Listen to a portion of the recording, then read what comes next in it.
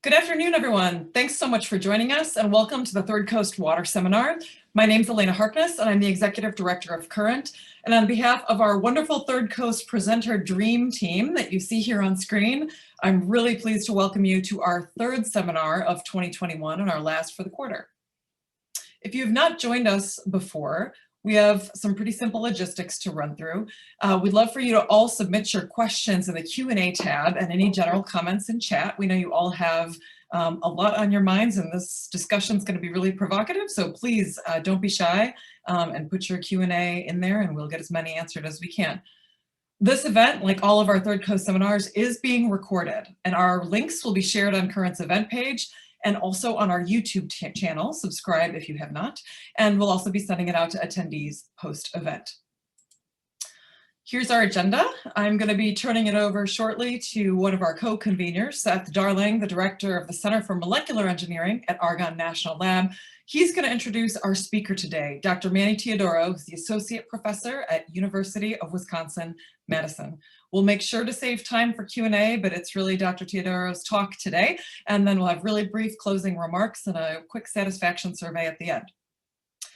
First, I'm going to give you a little bit of background on Current and why we are all here at Third Coast today. So Current's Chicago's Water Innovation Hub. We were launched in 2016, and we're a nonprofit that collaborates to grow the blue economy, drive water innovation, and solve persistent water challenges. We're all here because we have a shared goal. We want more healthy water to drink and less flood water in our basements. These are some of the challenges we face here in Chicago's Third Coast, but we know the parallel issues are facing communities all around the world. We also are concerned with growing our blue economy, wanting more blue jobs, putting Chicagoans to work, and homegrown companies that solve water challenges all around the world. The urgent need, we think, is that people aren't rallying fast enough behind the new ideas and technologies that'll protect our health and our environment. And I want to say here that innovation for us is not just about technology. Today's talk is so much about policy, public opinion, and institutional trust. These are some of the things that are critical in ensuring that technology is adopted and put to work solving the challenges we all care about. Innovation in water and the challenges we face, they're too big and too complicated, these problems, for any one company or organization to take on by themselves. They require collaboration. And that's why Current was formed. We help to build partnerships among industry, government, nonprofits, businesses, and here at Third Coast, among the research community, all people and institutions that are willing to take rational risks to try out new solutions and help us solve challenges faster. Current's job is to be an unbiased advocate for the best water solutions and policies. So we're leading with being a sort of search and scout, looking for the latest in water technology and the latest innovative policy frameworks, knowing that this field is changing really quickly. We help independently assess these technologies, and then we recommend the best solutions for others to try and for us to pilot. So our main message is, while Current is a connector, and this collaboration today is the kind of thing that we love to spark and launch, we're also more than that. We're bringing solutions to market and to life. And this landscape's always evolving. So one of the great benefits of Third Coast is bringing leaders from across our region and around the world to keep our thinking about water problem solving fresh here on the Fresh Coast. With that, I'm going to turn it over to one of the co-founders and leads of the Third Coast Water Seminars, my friend and colleague, Seth Darling. Seth? Thanks very much, Elena. So it's my great pleasure today to introduce you all to Manny Teodoro. So Manny, who's currently at the University of Wisconsin-Madison, got his master's in public administration from Cornell before going on to the University of Michigan to get his PhD, and then started his academic career at Colgate, I believe, before moving to Texas A&M in 2013, and then much more recently, just last year, moved to Wisconsin, where he's in the faculty at the Follett School of Public Affairs. So Manny works at this interesting intersection of politics, public policy, and public management. He's developed novel methods for analyzing utility rate equity and affordability, and he works with those issues directly with governments as well as with water sector leaders, like some of the people attending this presentation today. Professor Teodoro also studies public management and bureaucratic politics. He has an award-winning book, which I recommend, called Bureaucratic Ambition, which has the thesis that ambition shapes administrators' decisions to innovate and to engage in politics. And speaking of books, Manny has a new book in the pipeline, which I think he'll tell us about today. But most notably, before I turn it over, I want to mention Manny also has a very smart daughter who works with my colleague, Matt Terrell, at the University of Chicago for her undergraduate research. She was also a standout student in my water class at the University of Chicago. And I understand she's also now interning at Current. So she's really the convener here that brings all these pieces together. Yes. So with that, let me turn it over to you, Manny.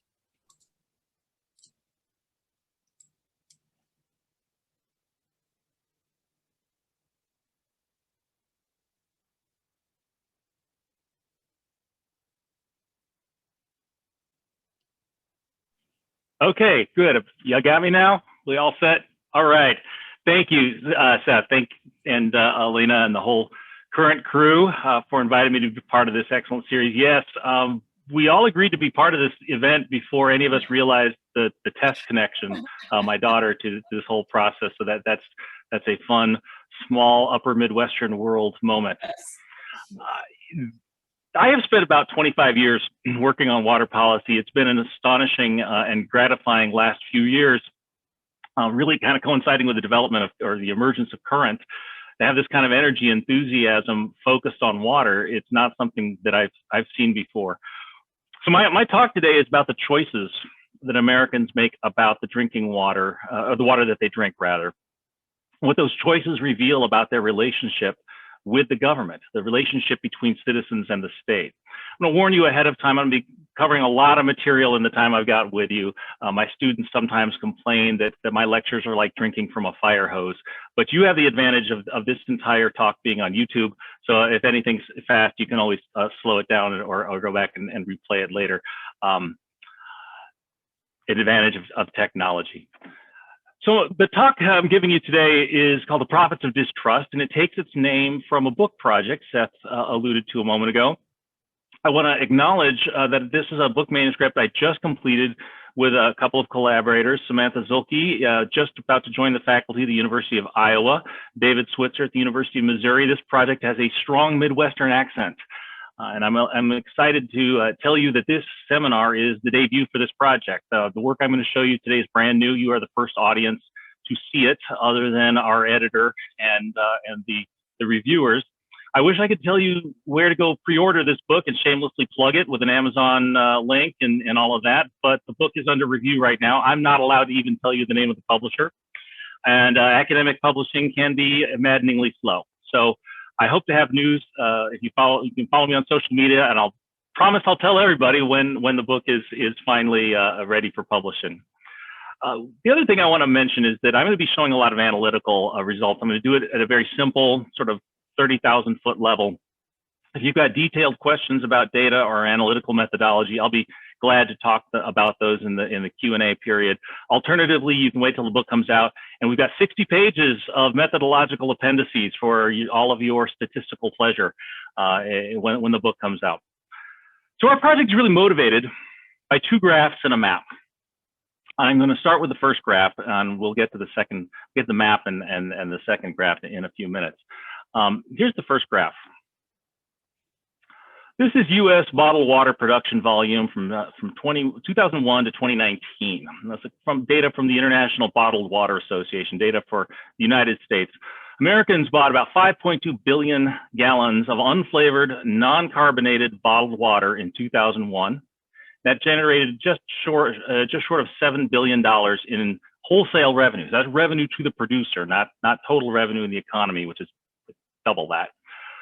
Over the next 18 years, the bottled water industry roughly tripled to 14 billion gallons and nearly $20 billion in revenue. In 2016, bottled water reached a major milestone when it surpassed carbonated soda as the most popular bottled drink in America. Also remarkable about bottled water is it's expensive. You don't even have to think about the luxury brands like Fiji and Voss and these other, there's some brands that will sell absurdly for hundreds of dollars a bottle.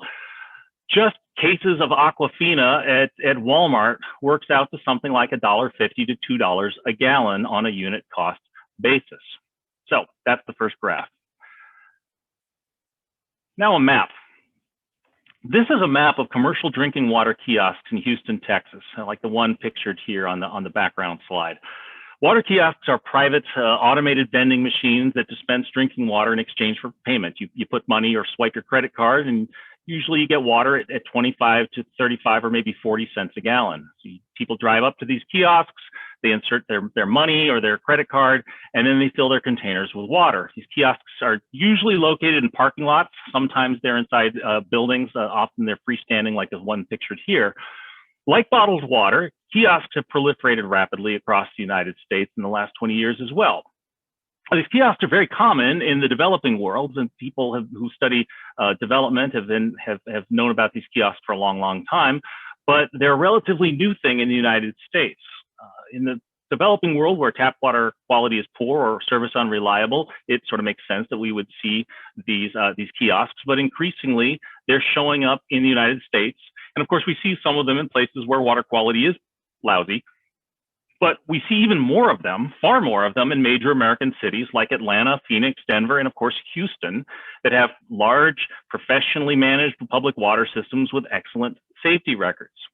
So for the book, we gathered location data for every freestanding water kiosk in the United States that's operated by the two largest companies. They're called Ice House America and Watermill Express. The one you see here is a Watermill Express kiosk. We'll talk a lot more about those data in just a few minutes.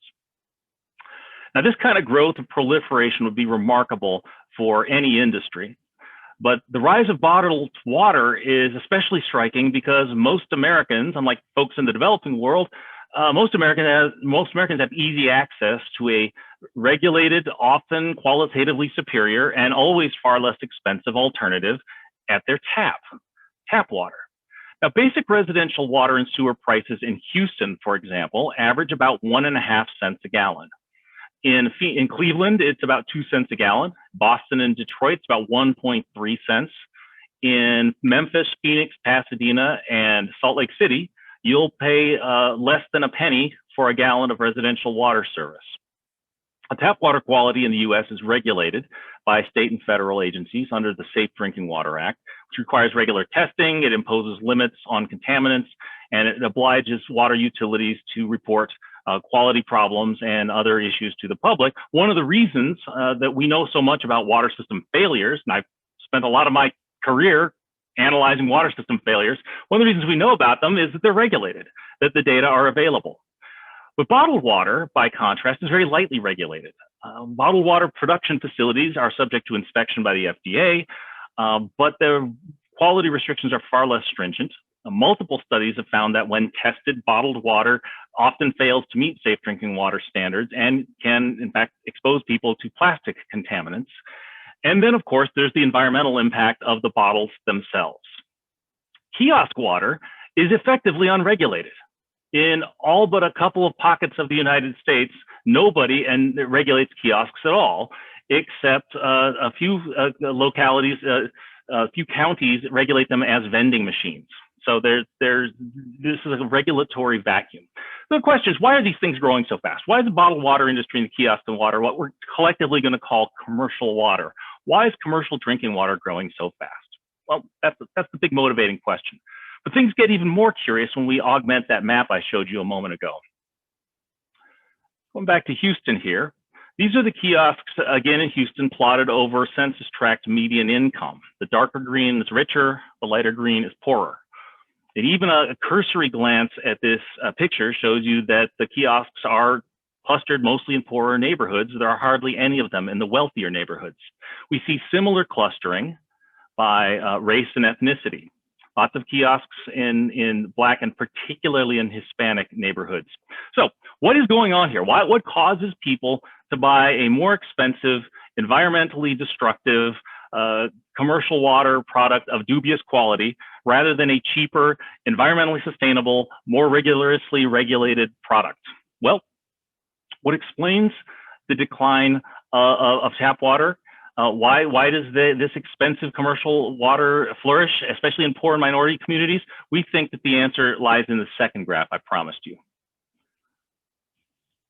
So this is that bottled water sales volume, and over the same period of time, trust in government. The commercial water industry's remarkable rise has come at a time of declining trust in American institutions generally and government in particular.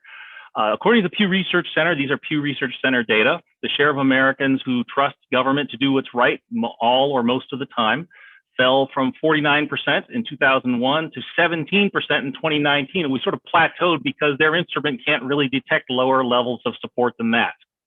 So we've got about a 30-point drop over 20 years. That's unprecedented. And Pew has been asking these questions for 60 years. The two lines run in opposite direction with very eerily similar long-term trends over the period of time shown here. Bottled water volume has grown by an average of about 5 or 6% a year. Trust in government's fallen by 5 or 6% a year. We want to argue, our central argument of our book is that these two trends are not coincidences and they're not inevitable. The overarching theme of the book is that the water Americans choose to drink reveals something more fundamental about the reciprocal relationship between citizens and the state. Now, we are hardly the first people to point out the idea that drinking water systems affect government legitimacy. Historians like John Tieford and David Saul have argued that American political development is in a lot of ways a story of water infrastructure. In the 19th and especially the early 20th century, American water utilities earned reputations for delivering high quality service. The rise of drinking water and sanitary sewers eliminated waterborne diseases that have ravaged civilizations for centuries and improved health and economic performance. American cities were far ahead of their European and Asian counterparts in the 19th and 20th century because of investments in water infrastructure. With steel and concrete, water and sewer systems built American cities. They transformed them from squalor to prosperity. And along the way, politicians built the modern state. The party systems, the institutional structures that define American democracy were built alongside and in conjunction with this infrastructure. Far more than utilitarian, the water supplies that serve American cities are testaments to achievement and, critically, the nation's political leadership. There's a reason that old water facilities are ornate. They were credit-claiming opportunities for politicians. One of my favorite examples of that phenomenon is from Saginaw, Michigan. This is the water treatment plant, the main water treatment plant in Saginaw. He's only nodding, Elena, it's nodding head. Maybe some of you folks have seen this place. This plant was built in 1929. And I read an article a few years ago about the Saginaw treatment plant. And it has this wonderful story. When the Saginaw treatment plant was developed, there was a ribbon cutting ceremony. Here's a old photograph of it, and you see these three gentlemen at the center. I'm going to tell you in a minute what they're doing, but the three fellows in the top hat, one is the mayor, one is the governor of Michigan. I'm not sure who the third guy is, but this was a big deal. A lot of people turned out for it, and they had a parade. Right? They had a big parade down Main Street with a marching band and everything. What you see there is a hearse. Inside the hearse is a hand pump. And they were symbolically burying this hand pump that the poor people of Saginaw had to live with, like pumping their water from their backyard. And they had this parade that ended at the treatment plant. And what those guys were doing before, they were ceremonially burying the hand pump to the great celebration of the people of Saginaw. And I want to point out over the front door of the treatment plant is the world's best water. This is politician credit claiming. Your government is working for you, making your life better, people of Saginaw. And that scene repeated itself across the country. New treatment plants and in water infrastructure from places like New York to Cincinnati, Miami to Seattle, reservoirs, water towers, and treatment plants are monuments to the social value of water. Water infrastructure improved life immediately and tangibly and gave politicians a way to show people that democracy was working. Now, that legacy of government water provision and regulation means that Americans' relationships with their water shape their relationships with the institutions of the state. Unlike other utilities, say like energy or telecom, water in the United States is overwhelmingly a government service. 85% of Americans get their drinking water from a utility that's owned and operated by a government. And every utility in the United States is regulated by government agencies. Now that's, again, very different from other kinds of things that we buy. Water is intensely and inherently political. Oh, this is another, this fountain was built in front of New York City Hall to commemorate the opening of the Croton Reservoir and aqueduct system in the 1840s. So this was a public celebration of water. What's more, water is the most basic, of course, the most basic of basic services. I like to say that the water that flows out of your tap is the most intimate relationship you have with the government. It is the most intimate relationship between the citizen and the state. Tap water is this life-sustaining product that governments regulate and send directly into our homes. We cook with it, we submerge our children in it, we take it into our bodies. Arguably, the central tenet of democratic political theory is that the legitimacy of any government rests on its ability to secure its people's basic needs. And it is difficult to imagine any government, from the most basic tribal form of society to the most advanced industrial democracy, maintaining its legitimacy if it can't provide for safe drinking water. So the meteoric rise of commercial water in the United States implies that a significant share of Americans believe that the water that flows out of their taps is inferior to what comes out of bottles and kiosks. Now, a raft of studies, I'm not even going to bother showing you the data because it's so well established, a raft of studies shows that perceived tap water is the strongest predictor of people drinking bottled water. People who believe that tap water is bad will drink bottled water. And there's a strong positive correlation between perception of tap water quality and income. The higher your income, the better you perceive the quality of your tap water. Even where rich and poor folks drink water from the same source, wealthier people will tend to believe that the tap water is good. Poorer people tend to believe that the tap water is bad. The other remarkable thing about commercial water demand is that trust in tap water is lowest among Blacks and Hispanics in the United States compared with non-Hispanic whites. Our own data confirm this. I'm not going to bother showing it to you because, again, there's been a raft of studies on this subject. We find that Blacks and Hispanics are roughly twice as likely to drink bottled water compared with whites. So somewhat counterintuitively, the poorest Americans spend the most money on commercial drinking water, while middle class and affluent people drink tap water. Mistrust of tap water leads consumers to what economists call defensive spending. That's the phenomena we think is happening here, defensive spending. You spend money on a private product out of fear that the less expensive public product is actually bad for you. Defensive spending accounts for much of the growth of the commercial water industry over the past 20 years. Commercial water is rooted in a distrust of publicly provided tap water. Distrust of public water utilities is central to the commercial water firms' growth model. And I don't want you to take my word for it. This is an advertisement from on a Primo kiosk. The appeal to fear is right there in bold letters on the center of this ad. Your tap water can hang out in some pretty seedy joints. This image was taken, it was part of a nationwide campaign that Primo had a couple of years ago. I took this picture on a kiosk in Houston. That's a city whose water quality is excellent by and large. It's got an excellent regulatory compliance record. And yet here's this kiosk making that appeal to consumers in Houston. Primo's filings with the Securities and Exchange Commission say it in black and white. This is not my subjective interpretation of Primo's motives. Okay, this is their 10K filing with the Securities and Exchange Commission. And if you go several pages in, you see this statement to their investors of the firm's competitive strengths. We intend to capture new customers as we capitalize on favorable consumer trends across our addressable markets, including increased focus on health and wellness and concerns about deteriorating municipal water quality. Now, what's great about this, besides the fact that they come right out and tell you that that distrust of municipal water quality is a problem, the filing goes on to say that one of their main competitors is municipal tap water, and one of the major threats to their profits is deteriorating municipal tap water quality because their product comes from municipal tap water. So that brings us back to trust in government. This is an entire industry whose growth model rests in large part on distrust in government. Citizens are also, consumers are also citizens. Most consumers are also citizens. Citizens are all consumers.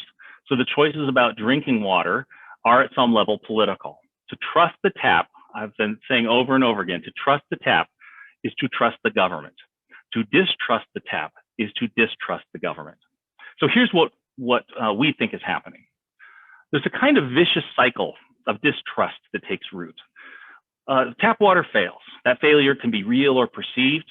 It can be immediate or it can be distant. It can be my own tap water or it can be the Flint water crisis 1,000 miles away. If a failure occurs, I come to distrust government. So trust declines, not just for water, but in the institutions that are responsible for water. In fact, that fits in nicely with another whole body of research that shows trust in government is generalized. A narrow experience can affect your entire relationship with government. That leads to an exit or voice decision. It's an idea that political scientists and economists have worked with for a long time, that when you're faced with a dissatisfying situation, you have a choice. You can exit to a commercial alternative, or you can use your voice as a citizen to try to make a change. So when you're dissatisfied, you can exit to commercial water, or you can use voice to try to improve your government-provided water, your government-regulated water through the political process. Well, if you think about it, if you don't trust government, exit is the only rational choice. Why would I bother to try to persuade a government that I believe is untrustworthy, that I believe is either incompetent or perhaps even malevolent toward me? It would be silly for me to try to convince you to help me if I think that you're evil. So instead, the only rational choice is exit. Those distrustful citizens will exit. They will stop drinking tap water and they will spend defensively. That leads also, the sort of complement, the corollary is reduced voice. People who distrust government have little reason to engage with the government, and so they don't participate in the democratic process. And that, of course, reduces the incentives for water systems and the politicians who govern them to invest in those systems. So you get declining investment and declining performance, and that, of course, leads to more failure, and the cycle continues. Now, the book is that Sam and David and I wrote marshals a wide array of consumer behavior, public opinion, water quality, marketing data, dozens of statistical models, and we spilled 300 pages of ink on demonstrating this cycle. I'm going to share with you a few highlights of what we found to sort of show how this cycle works. I'm going to start with how tap water quality affects trust in government. When tap water fails, it's unlike any other product or service. It shakes your faith in the legitimacy of the state itself because your well-being is threatened pretty quickly. When the power goes out for a couple of days, that's really annoying. When the water fails for a couple of days, people start getting sick and dying pretty quickly. It shakes people's faith in the legitimacy of the state itself. Now, I'm going to show you some data from a study we conducted at Texas A&M. It's called the Nexus study. And it was a nationally representative survey, about 1,500 US residents. Now, critically, we did this survey back in 2015, before the Flint water crisis became national news. So the timing here is interesting for us. Early in the survey, we asked people to rate their trust in government at the federal, state, and local levels on a scale from 0 to 10, from 0, completely untrustworthy, to 10, I trust completely. And we asked people whether, so that was one of the very first questions we asked on the questionnaire. Very late in the questionnaire, we asked people whether they had ever experienced problems with the tap water service in their homes. And our aim was to see whether people who had experienced tap water problems trusted government more or less than folks who had not experienced problems. And boy, oh boy, were we right. So what you got here is 4 different tap water problems. You can see trust. I'm just showing you here, this is trust in local government on that 0 to 10 scale. Trust in local government is markedly lower for people whose water tastes bad, or if it's dirty or cloudy, if they've ever suffered from low water pressure, or if they believe that it makes them sick. Now, these relationships hold. In fact, they get stronger. What you're seeing here is actually based on a statistical model that adjusts for age, race, partisanship, gender, and so on. The difference is, if you look at the raw results, are actually bigger. So that's something like a 10 to 25% reduction in local government trust for people who experience drinking water problems. And we see exactly the same thing when we look at state and federal levels as well. I'm showing you local because local governments are generally who provides water in the United States. Now, I want to give you some context. You might be looking at this graph and think, well, on an absolute scale, what's the difference? You know, it's like 4.2 to 4.7 or something. Is not that big. Well, let me give you some sense of what this really means by talking about partisanship. The difference in trust between people who have and have not experienced water problems is roughly the difference between a Republican and a Democrat. So if you think of it this way, bad tap water will make a Democrat feel about government the same way a Republican does. That's how strong the impact of water problems on trust is. So we get to the exit or voice decision to exit to commercial water. We spend a lot of the book on this question. There's some other data from another survey, the 2018 Cooperative Congressional Election Survey. This survey asked 1,000 Americans about trust in local, state, federal government. And then later, the survey asked people whether they drank bottled water or tap water. And again, the results are pretty dramatic. People who distrust government are much more likely to drink bottled water instead of tap water. On average, people who don't trust the federal government are 13% more likely to drink bottled water than people who do trust the federal government. The gap is about 11% at the state and local level. So at every level, distrust in government is associated with exit from tap water in favor of commercial water. We see more evidence of exit in response to tap water problems because consumer demand for water, for commercial water, increases where tap water fails. Remember, I mentioned we gathered water kiosk data for all those kiosk locations, thousands of them across the United States. Here's one of them. This one's in Lubbock, Texas. We combined water kiosk data with Safe Drinking Water Act compliance data from 2010 to 2016 for every drinking water utility that serves a population of at least 40,000. And we were wondering whether kiosks tend to show up in places where communities have violated the Safe Drinking Water Act, where utilities have violated the Safe Drinking Water Act. And in fact, yes, that's what we find. This is the number, what you see on the x-axis here is the number of Safe Drinking Water Act violations in a community, and then the probability that at least one kiosk shows up. We also see a similar relationship when you count the number of kiosks. I don't have time to show you this analysis, but one of the really exciting findings of the book, we have a whole chapter on this, is that the effect of water quality violations on demand for commercial water is actually contagious. The failure in a different community can actually change demand in your own community. A failure in Flint, Michigan, we show significantly altered behavior in Providence, Rhode Island. We also, using some very sophisticated spatial modeling, show that commercial water demand relates to violations of the Safe Drinking Water Act in places that can be thousands of miles away, depending on how people learn about the information, relate to the information. So failure anywhere fosters distrust everywhere. Failure anywhere fosters distrust everywhere when it comes to drinking water. Now, consistent with most of the research I mentioned earlier about bottled water consumption, we find the same thing with kiosks. Remember that map from Houston earlier? It wasn't your imagination. When we look across the country, here's the estimated number of kiosks plotted over community socioeconomic status. That's a combination of income and education. Higher socioeconomic status, we see very, very few kiosks. Those lower socioeconomic status communities, we see a higher number of kiosks. And that dramatic downward slope shows that the kiosks are flourishing in the poorest communities. So it's far from a luxury good. Commercial drinking water is mostly consumed by the poor. That really startles people in the drinking water sector. You talk to utility managers, that's surprising to them because they think, well, my product costs 2 cents. Why are people spending all this money? When they complain to me about their monthly bill, they're spending $40, $50 a month on commercial water. This doesn't make any sense. And it's because it's not a luxury good it's not perceived as a luxury good by the people who are consuming it. One of the most exciting things about this book is that we can trace drinking water choices to specific legacies of political alienation. We have a whole chapter about this as well. I'm going to show you just one remarkable example.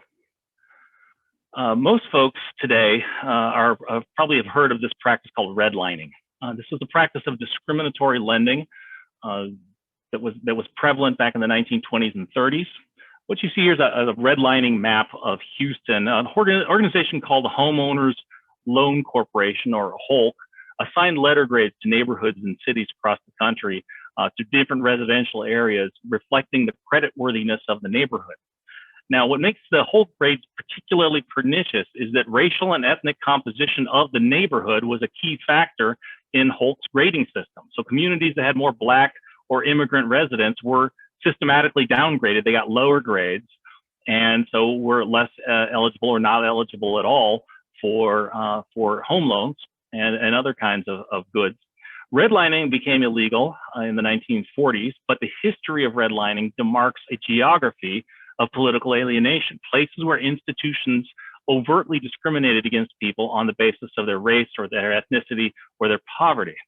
And one of the things we did was we analyzed the location of drinking water kiosks in 2017 for every city that had a Holt grade back in the 1930s. So we looked at where are the kiosks locating in these cities. Okay, we're talking about cities in some ways have gone through major economic and demographic changes in the last nearly a century, 80 years. But here I want to show you what we found. This is drinking water kiosks by Holt grades. These are Holt grades in the 1930s and kiosk locations in 2017. Commercial water flourishes in places with legacies of institutional discrimination. And we conducted similar analyses in southwestern cities, rural Appalachia, North Carolina. In each case, we were able to identify specific cases of institutionalized bias and a correlation with drinking water behavior today. People who've experienced decades of discrimination are not crazy or stupid to distrust government. For the politically marginalized, distrust is rational. High-profile events like the Flint water crisis just confirm what poor and minority communities believe about government institutions generally, that their water might be unsafe, and even worse, that their governments may not care. So consequently, the profits of distrust are not reaped from the pampered and the privileged, but rather from the poor and the powerless.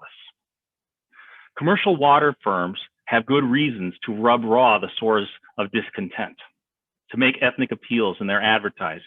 Knowing that the politically marginalized are the most receptive to their claims, commercial water gives special marketing attention to people who are the least willingness to voice their concerns to government and are most easily persuaded to choose a commercial alternative.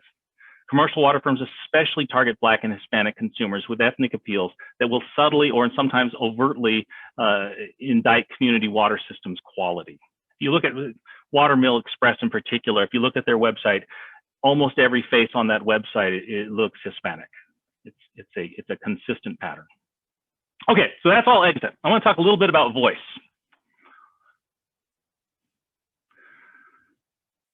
We found a lot of interesting stuff with voice, but one of the main findings I want to show you is that people who drink bottled water are less engaged in politics. That CECS I mentioned earlier also asked respondents whether they engaged in various forms of political participation. You see them here, things like attending a meeting, working for a campaign, donating to a campaign. These are sort of standard political science questions about political participation. Well, turns out that bottled water drinkers are significantly less engaged in civic life than tap water drinkers. And that is, by the way, these estimates I'm showing you here are after controlling for income, partisanship, gender, race, age, the usual suspects that we associate with political participation. We still see this gap between bottled water drinkers and tap water drinkers. Same pattern carries into electoral participation. This is voter turnout at the county level in gubernatorial elections between 2011 and 2018.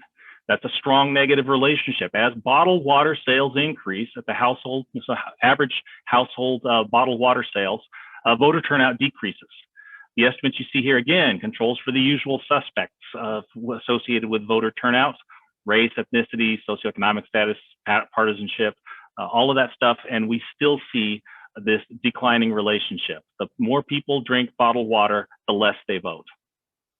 Now, again, all troubling, but we don't think, keep coming back to this, we don't think any of this is crazy. It is all the result of rational behavior by both citizens and firms. If you don't trust the government, always more rational to exit instead of voice. If you've exited and there's no point in participating in politics, right? You've already decided to exit, you don't trust the government. Accountability then declines. Public officials have less reason to invest in the systems, quality declines, the vicious cycle continues. That's all the bad news. Now, I want to get to the good news because we have a few minutes left for some good news. And I'm basically an optimistic guy, so I want to finish with some good news. The good news is that the vicious cycle can also be virtuous. If citizens receive high quality water and critically, they recognize that government is producing and regulating in order to provide that quality. They come to trust government. That was the secret to the 19th and early 20th century political genius of the people who built those systems. Citizens who trust, they will come to trust the government when they get that high quality service. Citizens who trust government are less likely to exit for commercial water and more likely to drink tap water. Oh, by the way, they're also going to save money. It's going to be better for the environment. Citizens drink tap water, become more engaged in politics. They demand excellence from their public officials, and public officials, being rational, will support investments in water. In turn, governments are going to, rigorously regulate and produce high quality product. That's going to reinforce trust, and the virtuous cycle continues. And in fact, you can look at any of the analyses I showed you earlier, flip the signs around, and you're going to find evidence to support the virtuous cycle as much as the vicious. So let's see what we find empirically for the last two pieces. People who trust tap water, it turns out, are willing to pay for it. Here are some findings from the U.S. Water Alliance's Value of Water survey. This survey asked respondents whether they primarily drank bottled water or tap water, and also whether they would support a rate increase that would provide environmental and health benefits. Now this, I want to emphasize, this poll, this is from an advocacy organization. This is a little bit of a push poll. This poll is trying to elicit a positive answer. So that's really useful for our purposes. It's bad survey behavior, but it's useful for our purposes because it strongly biases this question in favor of a positive answer, right? We would expect people to say, yes, I get improved water and wastewater service. And there's a preamble to this question, talks about all the good things that the utility is going to do. So we expect people to say yes to this question. So the fact that some people say no is actually really interesting to us. We wondered whether people who drink tap or bottled water would be more supportive of a rate increase. And in theory, you can imagine this running either way. Okay, so if I'm unhappy with my water, I might support a rate increase because the question says it's going to improve my service. So I might be willing to pay more if I think I'm going to get better service. On the other hand, if I like my tap water, I might think, why spend more money? If it ain't broke, don't fix it. I got good service already. Why am I going to pay more? On the other hand, you could think, oops, back for a second, wait, before I give you the answer. On the other hand, if I'm a bottled water drinker, it's probably because I don't trust the utility, and I would think that money that I spend, if you raise my rates, that's money wasted. If I drink tap water, it's because I do trust the utility, and if they say they need more money, I'm going to give it to them, and that's what we find. Okay, that's what we find. Tap water drinkers are significantly more likely than bottled water drinkers to support rate increases. When utilities and the citizens they serve have a trusting relationship, it pays off to the utility in the form of more revenue by voters, ratepayers who are willing to pay more for better service. That's critical because this finding right here demonstrates that to the utility sector, the water sector, commercial water is a direct competitor to you because people who are buying your commercial competitor's product are less willing to pay for rate increases when it comes election time.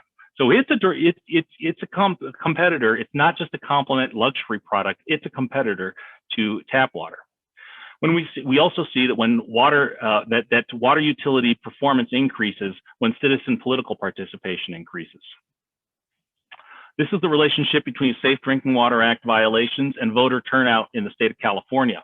See a pretty strong negative relationship again. As turnout increases, we get fewer Safe Drinking Water Act violations. And again, that's after adjusting for partisanship, race, ethnicity, water source, socioeconomic status, size of the utility. What we think is happening here is more voters participate, governments respond with better service. Okay, I want to wrap up with what all this means.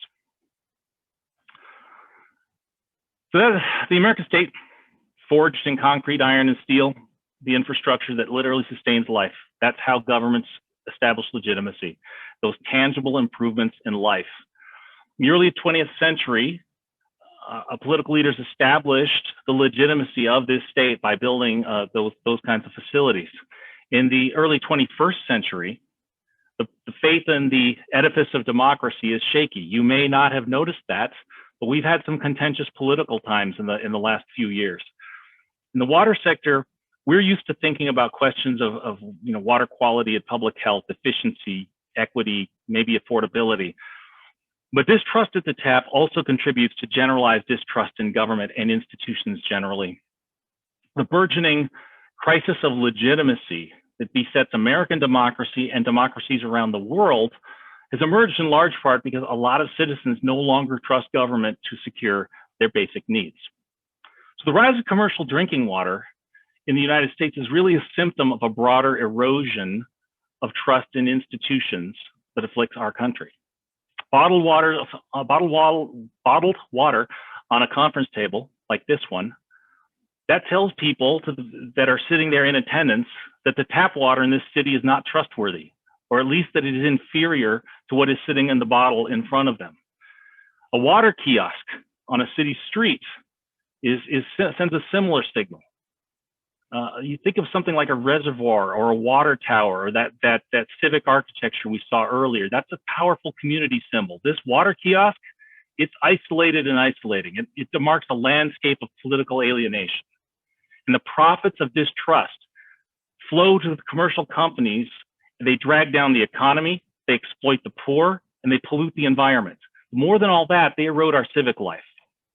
But because the vicious cycle can also turn virtuous, tap water also holds the potential to establish trust in American government. Governments have to attack head-on the water sector's problems, and especially the inequities that currently leave the poor and the minority communities ill-served. So the message I want to leave you with is that rebuilding trust in government institutions begins with literal rebuilding.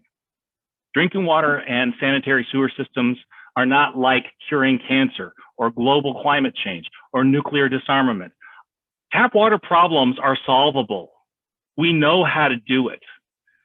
We have smart folks, engineers and chemists who are really good at this stuff.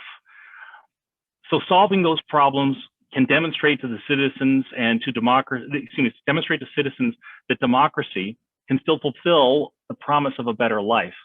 So healthy water systems, we think, will make for a healthier republic.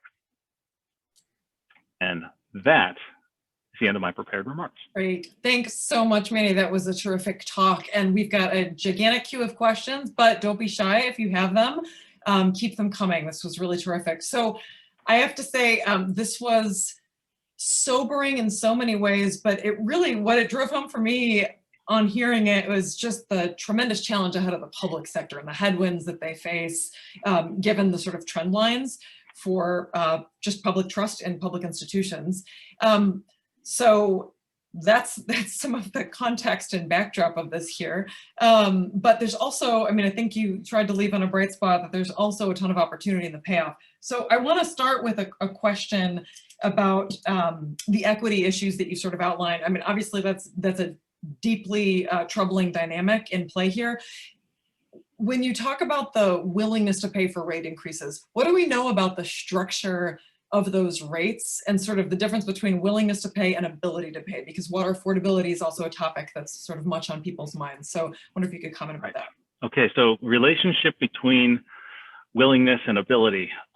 We don't know much about that, to be honest. And I'm pretty sure if we did, I'd know about it. I follow this literature pretty closely.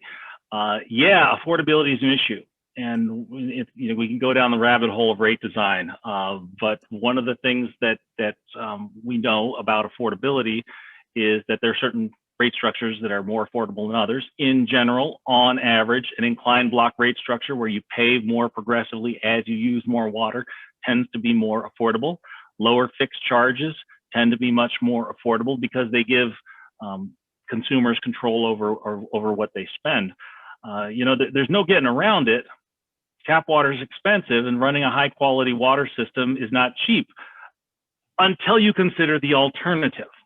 And one of the big points I think that emerges from this work is that when we think about the water affordability problem, we tend to look at the bill, right? Like what's the monthly bill? One of the points I want to make here is that we also need to consider what is the affordability implications of not running a good quality tap water system. Yeah. If your bill is low, but the tap water is foul, you ain't got affordable water because the customers are just going to, especially low income customers, are just going to go buy cases of Aquafina. Mhm. And so we haven't really helped anyone. So that's a long rambling non-answer, but it's a hard one, and affordability is a challenge. There are things that we could do, and I'm happy to talk more about affordability because I spent a lot of time thinking about affordability. Right. Yeah, no, it's just a really interesting point. So the other thing that really sort of blew me away here is the way that you put such a fine point on, if you care about water quality, you also really have to care about get out the vote, right? And voting rights efforts, which is really interesting because you don't necessarily see those things as connected. But your point about failure anywhere, fostering distrust everywhere, how far does that extend? I mean, is there data about this in other countries as well? This connection between water consumption and trust in government, or is this really an American phenomenon? I wish I could give you a better answer to that question. I do very little research that's not the United States. I study American public policy. I'm vaguely aware that there are countries outside of the United States, but all of my research is really American with a couple of tiny exceptions. One of the things with that, I didn't spend much time on that point. We have some really cool analysis coming in the book that demonstrates it. One of my favorite examples, Providence Water in Rhode Island, Mm-hmm. has had a lead contamination problem for more than 25 years. Every bit as bad, in some ways worse than what you've heard about in Flint, in terms of the total lead contamination levels. And they've been grappling with it. It's been widely publicly known since the early 1990s, and the city's been working with it. Starting in the late 90s, early 2000s, the city started offering its customers free lead testing. And every year, they got maybe an average of 8 or 9 or 10 people a month would sign up for this program. Then in January of 2016, late 2015, early 2016, the Flint water crisis hit national headlines. And suddenly participation in Providence, Rhode Island's lead testing program skyrocketed. People in Providence reacted to news coming out of Flint. Yep. And we argue that's because socioeconomically, racially, Providence looks an awful lot like Flint. Mm-hmm. And we don't see that kind of reaction in other communities that are less socioeconomically similar. So it seems to be that there's a vector of socioeconomic and racial similarity that's carrying the threat the need, the impulse to defensive spending. It's communities that are socioeconomically and racially similar that follow the behaviors. Let's stay on this, the Providence lead testing, because I had a series of questions about how durable public opinion is and what utilities can actually do to start to win that trust back. And so, I know for example, in Chicago, you can get those free kits. Does getting more information about your water quality have the potential to actually shift your opinion and trust back? Do we know anything about that, or is that sort of a emerging frontier of research to do? It's the latter. I'd say it's an emerging frontier. There's a lot of people trying really hard to move perceptions of tap water quality, and the truth is, we don't know what does it. Mm-hmm. Other than we know with great confidence that people don't like the way it tastes and smells. If people experience failures, we know that that's bad. Right. Beyond that, we don't know if more or less information or how you deliver the information affects public opinion. There are a lot of people who will tell you they know how, and there's a lot of consulting firms who are peddling their services telling you, here's how you change public opinion. Truth is, there's never been any scientific research that really nails this question down. Yeah, that seems like a really exciting kind of behavioral economics, and what's the right nudge framework question. Okay, so thinking about, you talked about Houston and their excellent water quality and track record. They also had this recent disaster sort of disrupt that. So when thinking about resilience, are there things that the public sector, I guess the question is really, what advice do you have maybe for advocates who are looking to find reasonable alternatives when there are public sector failures, right? So we have communities here in Illinois. People are trying to help get water kiosks installed to help people with alternatives. What should they be thinking about, given that you've raised some really important risks here with those alternatives? Yeah, no, it's a great question. It's actually one that my co-authors and I struggle with, is what do we think about kiosks in places where there are failures? Do they help or do they hurt? Mm-hmm. There are communities in rural Appalachia, for example, where folks are relying on roadside springs as their drinking water supply. This is a really bad thing to do. And there's a lot of research showing why. And so maybe, one argument is let's build kiosks in those places where at least we can provide some level of filtration, some level of water quality. We're ambivalent about that. Because on one hand, we want people to get high quality water. On the other hand, the kiosk is a signal that your tap water is no good. And in some cases, it's because the tap water is no good. Right. But in some cases, it's merely a perception that the tap water is no good. I don't have a good answer to that question. I feel like that's a refrain here, No, but it's a hard one. I know of at least one utility that operates kiosks in its own service area. And I find that deeply problematic because on one hand, this utility is telling people, hey, our product is great. On the other hand, they're saying, hey, go buy this filtered water stuff out of a kiosk. Right.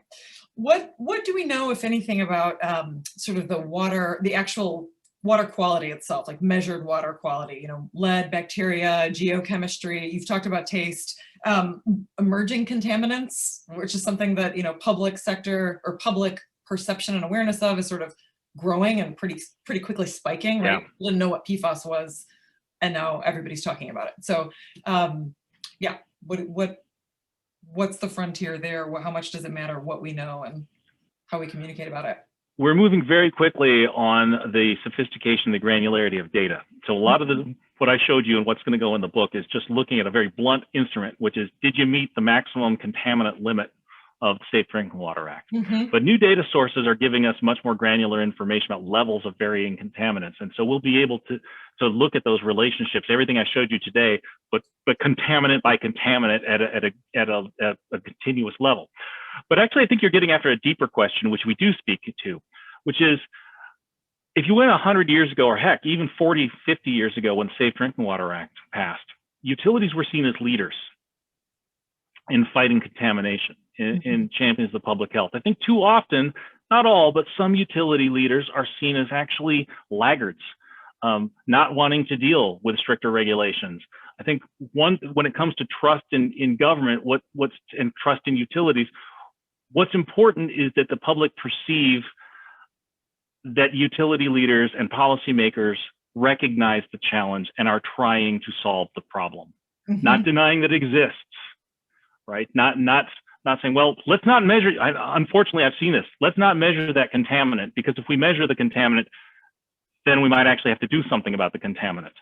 That is precisely the wrong approach to take. Look, the great figures in the history of the water sector are people who championed regulation because they recognized that it was important for public health. And look, I think the public generally recognizes, especially when it comes to an emergency, they recognize that these are hard, right? That the systems are going to fail at the extremes. I think in a lot of ways it has to do with, trust has to do with whether customers, whether citizens believe that the organizations are doing their best to provide for and protect the public. Yeah. Well, we're here in the Great Lakes, so I'm going to close with two questions about the Great Lakes. And one, it's kind of a comment, but a good one, that, for the majority of Chicago's water systems, we've got fairly good and consistent water quality coming from Lake Michigan. So shouldn't that help a campaign for pro-public water be more successful? And I think probably part of that is, yes, we also have aging infrastructure delivering that water that's creating big challenges. But can you kind of comment on that opportunity with Great Lakes water to kind of, augment the public sector campaign to drink more of it? And then on the flip side, can you comment, or do you have thoughts on the loopholes in the Great Lakes Compact that allow our very good quality Great Lakes water to be captured, bottled, and sold outside the Great Lakes region in the form of bottled water? That's right. Now, I only know enough about, I'm going to start with the second one. I only know enough about the Great Lakes Compact to be dangerous, but I understand that the small container exception was you can blame Wisconsin for that. So I guess I wasn't involved, but I think it has to do with exports of beer. So you could probably blame the folks in Milwaukee for part of that exemption problem. Look, this is a region that's uniquely blessed on the planet with access to fresh water. And with that comes a threat and a responsibility. You put your finger on it. We've got plenty of water. It's funny, I just came from Texas, where sometimes there's too much, sometimes there's not enough, but the challenges are different. Here, there's never a problem having enough water, right? It's water quality, and of course, it's infrastructure. I think getting people to intuitively, I don't have evidence for this. Certainly intuitively telling folks, look, we draw our water in this region from some of the largest, purest sources in the world. And that when you think like what, no matter the likelihood that what you're getting out of that bottle of Dasani is better than what you're getting out of the tap is pretty low. Yeah. Right. And there's even a chance that what you're getting in that bottle of Dasani is from the tap. So, I think that it can be an effective measure, an effective approach. I think part of the mindset has to be, I think the water sector has been slow to recognize that commercial water is a direct competitor. Yep. I think for a long time, the American water utility sector has seen it as kind of this oddity. It's a novelty. It's a weird little thing over there that people are doing. I think what comes out of our research is no, it's a direct threat. These folks are eating your lunch. This is what I say to utility managers when they ask me about it. Great. Well, we're at time. We have so many more questions, and I wonder if you'd be all right with us sending those to you separately, because I know there's a lot of people that are eager to engage. We've had lots of queries about the title of your book and when it's coming out. So I know there's going to be a lot of people that want to follow you on social media. And actually, if you want to drop your handle or whatever in the chat. In the meantime, we've got a audience poll for the first time at Third Coast. So we hope you really enjoyed Manny's presentation as much as we all did. And please go ahead and vote really quickly there. In the meantime, I'm going to go ahead and share just a little bit of information about our next Third Coast. So let me go ahead and share my screen quickly.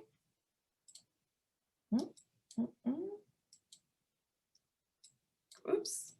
Here we go. Our next Third Coast Water Seminar coming right up on April 28th at 3 o'clock with Zuzana Shivi from the University of California, Irvine, tuning ionic transport with nanopores and ionic circuits. So come back for that one. I'm sure it will be as stimulating and provocative as this one.